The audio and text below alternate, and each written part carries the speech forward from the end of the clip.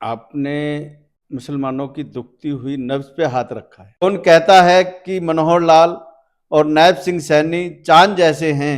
मुस्लिम समाज ये कहता है कि चांद इन दोनों जैसा है, चांद इन दोनों जैसा है। आपसे ये जानना चाहूंगा कि जो हरियाणा का मुस्लिम है वो भाजपा को वोट क्यों दे। आपने मुसलमानों की दुखती हुई नब्ज पे हाथ रखा है कि मुसलमान भारतीय जनता पार्टी को ही वोट क्यों दे। आप सभी को नमस्कार। जैसा कि आप सबको पता है कि हमारा अभियान चला हुआ है हमारा सांसद मनोहर लाल, और इस अभियान के अंतर्गत आता है 50 डे चैलेंज। 50 डे चैलेंज का आज है 42वां दिन, और आज 42वें दिन हमारे बीच में एक ऐसे नेता, एक ऐसे सामाजिक व्यक्ति उपस्थित है जिनकी हम जितनी भी तारीफ करें उतनी ही कम है, क्योंकि एक टैग लगा हुआ है। लोग सोचते हैं कि भारतीय जनता पार्टी के साथ मुस्लिम समाज नहीं है, लेकिन हमारे सामने जीता जागता ऐसी सबूत है कि जो भारतीय जनता पार्टी के साथ साथ पूरे हिंदुस्तान को, पूरे मानवता को जो एक आपसी भाईचारे का संदेश देते हैं। हमारे बीच में आप श्रीमान खुर्शीद आलम जी उपस्थित हैं। खुर्शीद आलम 45 साल से पत्रकार हैं, और दूसरा खुर्शीद आलम जी रोजे भी रखते हैं, नवरात्रे भी रखते हैं, हिंदू संस्कृति से पूरी तरह से वो प्रभावित भी हैं, और भारतीय जनता पार्टी की जो कार्यशैली है उससे पूरी तरह प्रभावित है। हमारे प्रदेश के यशस्वी जो पूर्व मुख्यमंत्री है मनोहर लाल जी, उनके कार्यकर्ता के रूप में आज हमारे बीच में उपस्थित है खुर्शीद आलम जी। तो आलम साहब, मैं आपका बहुत बहुत स्वागत करता हूं, अभिनंदन करता हूं। धन्यवाद आपका तेजी जी, और आपका, आपके चैनल का पुनः मैं आपका आभार व्यक्त करता हूं, आपका धन्यवाद करता हूं। आलम जी, मैं आपसे आज जो हमारा ये 50 डे चैलेंज है, हमारा सांसद मनोहर लाल, और इस अभियान के अंतर्गत जो आज 42वां दिन है, इस 42वें दिन आपसे ये जानना चाहूंगा कि जो हरियाणा का मुस्लिम है वो भाजपा को वोट क्यों दे। आखिर मुस्लिम समाज का क्या फायदा हुआ है, मुस्लिम समाज क्या सोचता है कि भाजपा को ही वोट देनी है। तेजिंदर जी, आपने मुसलमानों की दुखती हुई नब्ज पे हाथ रखा है कि मुसलमान भारतीय जनता पार्टी को ही वोट क्यों दे। हिंदुस्तान का मुसलमान 2014 से भारत की मुख्य धारा में जुड़ने लगा, और मेरा मानना है जो मुस्लिम समाज में शिक्षित परिवार हैं, और जब से आदरणीय देश के प्रधानमंत्री श्री नरेंद्र मोदी जी ने महिलाओं का 3 तलाक वाला जो मैटर लागू किया था, 80 नहीं बल्कि 90% मुसलमान महिलाएं भारतीय जनता पार्टी को वोट देती हैं। उनके मर्द, उनके शोहर किस पार्टी को वोट देते हैं उससे उनका कोई मतलब नहीं है, ना उन पर उस बात का दबाव है, ना उस बात का असर है। ये तो पूरे देश का सवाल। अब आइए आप हरियाणा में। हमारा हरियाणा बहुत छोटा सा प्रदेश है, और देश की बागडोर नरेंद्र मोदी जी ने अपने हाथ में रखते हुए प्रदेश की बागडोर एक ऐसे संत के हाथ में दी जो उनका सबसे प्रिय, सबसे राजनीतिक जितने मुख्यमंत्री हैं उन सब में उनका योग्य संत रूपी मनोहर लाल, उनको हरियाणा की बागडोर, और हरियाणा की बागडोर सौंपने के बाद में उन्होंने एक संदेश दिया कि हरियाणा एक हरियाणवी है। और लोग बाग मुख्यमंत्रियों के आवास पे जाते हैं तो बड़ी बड़ी प्लेटें रखी हुई होती है, मुख्यमंत्री निवास, पता नहीं क्या क्या लिखा हुआ होता है, मगर उनके निवास पर लिखा हुआ है मनोहर लाल कुटिया निवास मुख्यमंत्री, यानी कि वहां भी एक संत रूपी निवास बना दिया उन्होंने, एक संत का रूप दे। अब आइए 2014 से लेकर और 2024 के चुनाव के बीच की, मैं हरियाणा का मुसलमान, अगर हम चर्चा करें 22 के 22 जिलों में, मेवात एक क्षेत्र ऐसा है जहां पे बहुसंख्यक, वहां पे ज्यादातर कांग्रेस और इंडियन नेशनल के विधायक बने। अब की बार मनोहर लाल जी के नेतृत्व में भारतीय जनता पार्टी के नेतृत्व, जाकिर हुसैन साहब जो वहां पूर्व विधायक रहे, उनके पिताजी तैयब हुसैन साहब पूर्व मंत्री भी रहे, और उनको एक बात का वो भी हासिल था कि आप जब पंजाब एक था तो जब भी वो एमएलए हुआ करते थे, राजस्थान जब बना तो राजस्थान में भी वो गए, और हिमाचल जब बना तो हिमाचल से भी, यानी कि 4 प्रदेशों में उनको विधायकी करने का सौभाग्य प्राप्त हुआ, और मंत्री भी कांग्रेस से। जाकिर हुसैन साहब एक अच्छे पढ़े लिखे समाज से हैं, अच्छे राजनीतिक व्यक्ति हैं। जब उन्होंने देखा भारतीय जनता पार्टी देश हित के लिए, मुसलमानों के लिए काम कर रही है, मनोहर लाल जी मुसलमानों के लिए हर बात को सुनते हैं, तो उन्होंने भारतीय जनता पार्टी ज्वाइन की और कांग्रेस छोड़ दी। और मैं ये धन्यवाद करना चाहूंगा मनोहर लाल जी का कि उन्होंने उनको वक्फ बोर्ड जैसे बड़े पद पर प्रशासक नियुक्त किया। ये मनोहर लाल जी की दिलेरी का एक उनकी मोहब्बत का इजहार उन्होंने उनके सामने पेश किया, उनको ये तोहफे में दिया। वो अलग बात है कि वो पद तो ले गए मगर मुसलमानों को अपने साथ जोड़ने में कामयाब। मुसलमान उनसे इसलिए प्रभावित नहीं हो पा रहा अभी तक कि वे मुसलमानों को जाकर मिलना नहीं चाहते।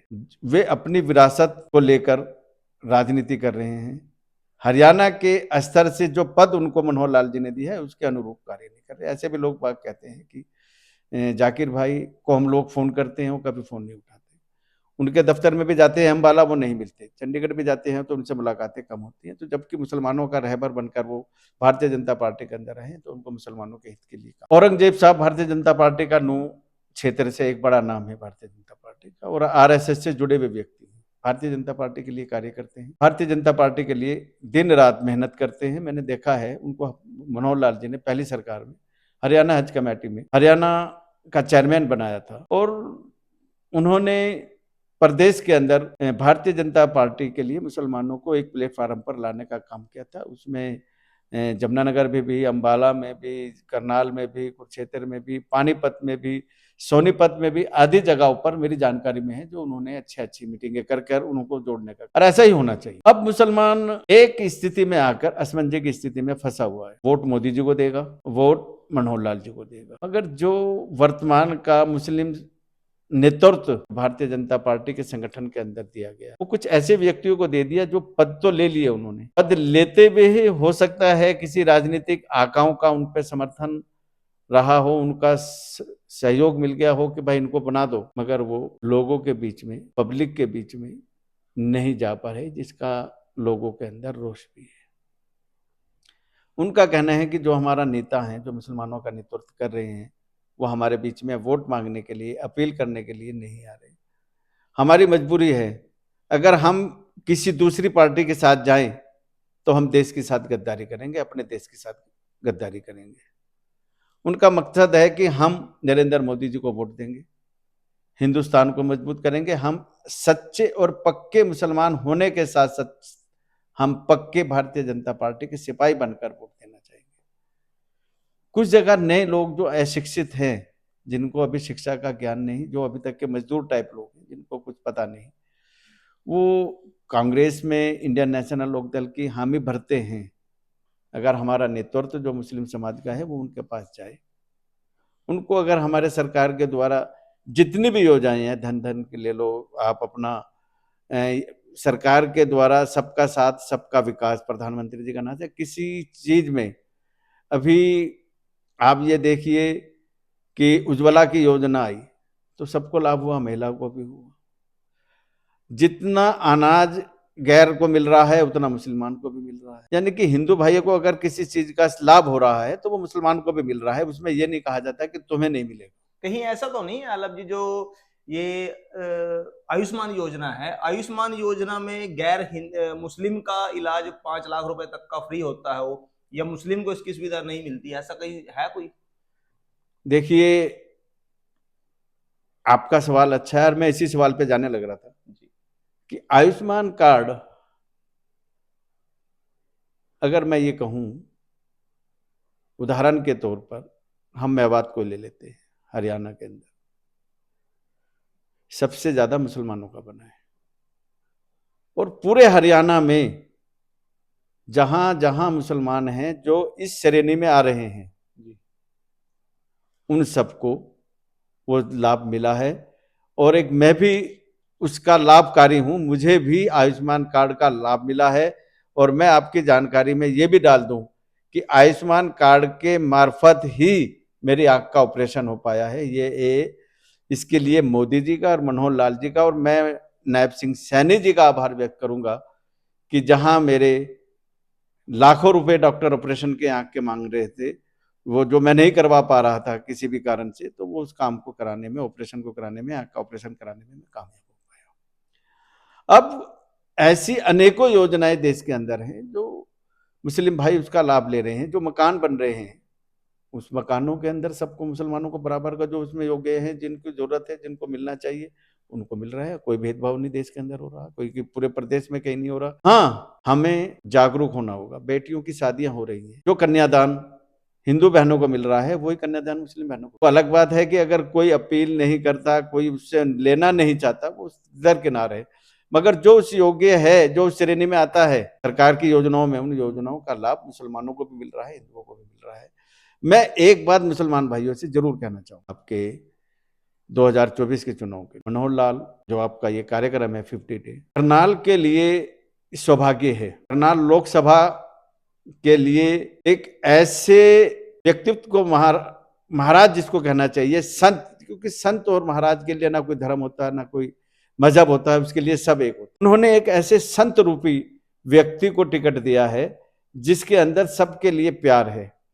उस प्यार भरे व्यक्ति के लिए मैं लोकसभा करनाल की जनता से और इसके साथ में विधानसभा के उपचुनाव के लिए श्री नायब सिंह सैनी जी के लिए ये अपील जरूर करना चाहूँगा। कुछ जगह ऐसी चीज़ें हैं जहां हमारे पार्टी के नेता अभी तक वोट मांगने नहीं, और दीगर पार्टियों के लोग उनके पास जा रहे हैं मगर वे चुप हैं। उनका मन भाजपा को वोट देने उनका जो विचार है, उनका जो मन है, वो सिर्फ एक जगह स्थिर है, नरेंद्र मोदी जी और मनोहर लाल। मनोहर लाल जी ने जो रोड शो के माध्यम से, क्योंकि समय कम मिला, उस समय लोकसभा हमारी 9 विधानसभा इसके अंदर आती है, सब में नहीं जाना संभव था, डोर टू डोर नहीं संपर्क कर सकते थे, मगर जो रास्ता उन्होंने अपनाया है, कामयाब रोड शो रहे, उस रास्ते के तौर पर गांव गांव तो पहुंच रहे हैं, लोग बाग उससे प्रभावित हो रहे हैं। इस बात से प्रभावित हो रहे हैं कि हमारे संत रूपी पूर्व मुख्यमंत्री मनोहर लाल जी हमारे तक आ रहे हैं, उनको समर्थन दे रहे हैं, उनका आदर मान स्वागत कर रहे हैं। उसी श्रेणी में हमारा मुस्लिम भाई भी जो दृढ़ संकल्प ले चुका है कि हम सिर्फ और सिर्फ भारतीय जनता पार्टी को वोट देंगे, चाहे इंडियन नेशनल लोकदल आए, चाहे कांग्रेस आए, चाहे दिगर कोई सी भी पार्टी आए, उसको हम वोट नहीं देंगे। मैं आपके चैनल के माध्यम से, आपके जो आप ये घर घर मैसेज भेजते हैं, जो आपके यूट्यूब के माध्यम से जो संदेश सब तक पहुंच रहा है, लोकसभा करनाल के समस्त मुसलमान भाइयों से ये अपील करना चाहूंगा कि अपने नेताओं की तरफ मत देखना, नरेंद्र मोदी जी और मनोहर लाल जी और नायब सैनी जी की तरफ देखना, और आंख मीच कर कमल का बटन दबाना, आंख खोलकर स्वागत करना। वो कहते हैं कि कौन कहता है कि मनोहर लाल और नायब सिंह सैनी चांद जैसे हैं, कौन कहता है कि मनोहर लाल और नायब सिंह सैनी चांद जैसे हैं। मुस्लिम समाज ये कहता है कि चांद इन दोनों जैसा है, चांद इन दोनों जैसा है। इसी के साथ में मैं पुनः आप सबसे एक अपील करते हुए विदाई चाहूंगा कि हरियाणा का मुसलमान और लोकसभा करनाल का मुसलमान 11 के 11 कमल खिलाकर भारतीय जनता पार्टी की ताकत को बनाए, मनोहर लाल जी के साथ, नायब सिंह सैनी जी के साथ, देश के प्रधानमंत्री नरेंद्र मोदी जी के हाथों को मजबूत करें, और 405 पार का जो नारा हम सब ने दिया है उसको और शक्तिशाली बनाने के लिए एकजुटता दिखाएं। जय हिंद, जय भारत। तो आज हमारे बीच में, जैसा कि आपको पूर्व में बताया गया था, बड़े बेहतरीन इंसान, और मैं इनकी जितनी भी तारीफ करूं उतनी ही कम है, क्योंकि इनका जो व्यक्तित्व है वो बड़ा एक अजीबो गरीब व्यक्तित्व है। मैं बात करूं राम मंदिर की, तो राम मंदिर की प्राण प्रतिष्ठा जब 22 जनवरी को पूरा देश और विदेश में चर्चाएं थी, उस टाइम में भी खुर्शीद आलम जी जो कुरुक्षेत्र में हमारा ब्रह्म सरोवर है, कुरुक्षेत्र के ब्रह्म सरोवर से परम पूज्य गीता मनीषी स्वामी ज्ञानंद महाराज जी की प्रेरणा से वहां से ब्रह्म सरोवर का जल लेकर 850 किलोमीटर भरी सर्दी के अंदर खुर्शीद आलम जी 850 किलोमीटर मोटरसाइकिल से वो जल लेकर अयोध्या जी पहुंचे और रामलला के दर्शन किए। वहां जलाभिषेक भी खुर्शीद आलम जी ने किया। खुर्शीद आलम जी हिंदू का भी उतना सम्मान करते हैं, मुस्लिम का भी उतना सम्मान करते हैं, सिख का भी उतना सम्मान करते हैं, ईसाई का भी उतना सम्मान करते हैं, और भारतीय जनता पार्टी के एक सच्चे सिपाही हैं। तो इस वीडियो के माध्यम से मैं मुस्लिम समाज के उन पदाधिकारियों से भी अपील करूंगा जिनके बारे में आलम साहब ने अभी बताया कि वो पद तो लेकर बैठ गए हैं लेकिन समाज के अंदर वो भारतीय जनता पार्टी का प्रचार करने के लिए नहीं गए हैं। तो आज इस वीडियो के माध्यम से मेरी उन पदाधिकारियों से अपील है जो प्रदेश स्तर के पद भी लिए बैठे हैं, आपसे भी मेरी अपील है कि आप अपने समाज में जाइए। वो आपका पलके बिछाए इंतजार कर रहे हैं। भारतीय जनता पार्टी को वोट देने को वो तैयार हैं, देंगे भी वोट, लेकिन वो आपका भी उम्मीद करने की कोशिश कर रहे हैं कि आप उस समाज का नाम लेकर आप प्रदेश कार्यकारिणी तक चले गए हैं, प्रदेश में आप ऊंची ऊंची कार्यकारिणी में बैठे हैं, पद भी लिए हुए हैं। आप अपने समाज में जाइए और भारतीय जनता पार्टी के पक्ष में मतदान की अपील आप जरूर करें। तो आज की वीडियो में इतना ही, आपको फिर मिलते हैं नए मेहमान के साथ। तब तक के लिए जय हिंद, जय भारत, वंदे मातरम। धन्यवाद।